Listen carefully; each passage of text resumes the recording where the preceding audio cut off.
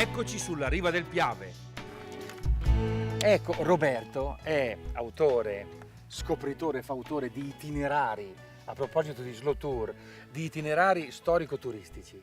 Ne hai fatto uno su Hemingway. Le tracce di Hemingway, i luoghi dei legionari cecoslovacchi, questo sulle strade della Sesta Armata Austro-Ungarica. Ecco, qui siamo in questo itinerario. In questo itinerario. Le qui. strade della Sesta Armata Austro-Ungarica. Cioè, in pratica dove siamo, Roberto, qua? Beh, qui ora siamo, se andiamo un po' più avanti, vediamo il Montello. Si vede molto bene come la riva destra è scorsesa, sì, è tutta traforata di gallerie e caverne, c'erano le artiglierie italiane, e qui invece riva sinistra c'erano gli austro-ungarici, però qui c'erano trincee e postazioni provvisorie. La vera linea difensiva iniziava da Moriago, Cernaglia e poi delle prime colline dove si è poi combattuto effettivamente. Quindi in pratica qui siamo nei luoghi della prima guerra mondiale, qui sì, il Piave, la linea del Piave, i bombardamenti, le trincee, tutte le tragedie mostruose che sono successe qua. Certo, ecco, fino al novembre del 17 era una zona abbastanza tranquilla. Con la rotta di Caporetto, in una ventina di giorni arrivano qua. Il 9 novembre viene fatto brillare dagli italiani il ponte della Priula, il 10 novembre viene fatto brillare a ovest il ponte di Vidor.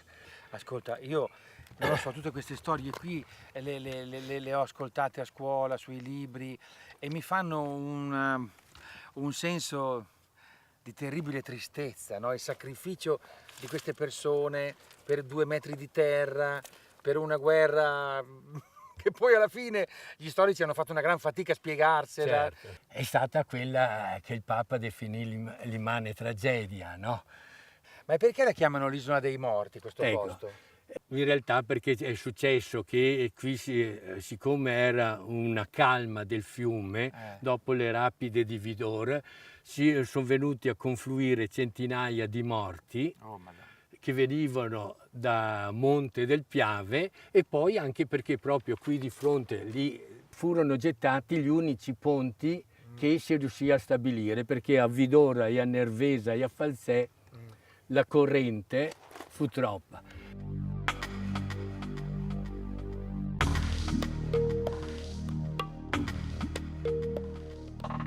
Roberto, questo che cos'è? Allora, questo cippo è un memoriale a ricordo dei caduti dell'Isola dei Morti.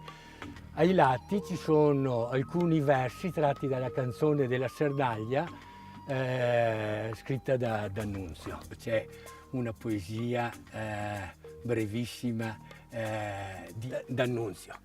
Cosa fa? 500.000 di mangiaspaghetti morti, che gran gusto ci ha provato quel figlio di puttana. È una poesia alla Hemingway. È tremendo, no? Sì. Ecco, queste cose non bisogna perderle. No. Aveva capito tutto, anche se quando la scrive Hemingway aveva 22-23 anni. Però c'era dentro fino al collo Hemingway. C'era dentro, ha ricevuto una medaglia d'argento.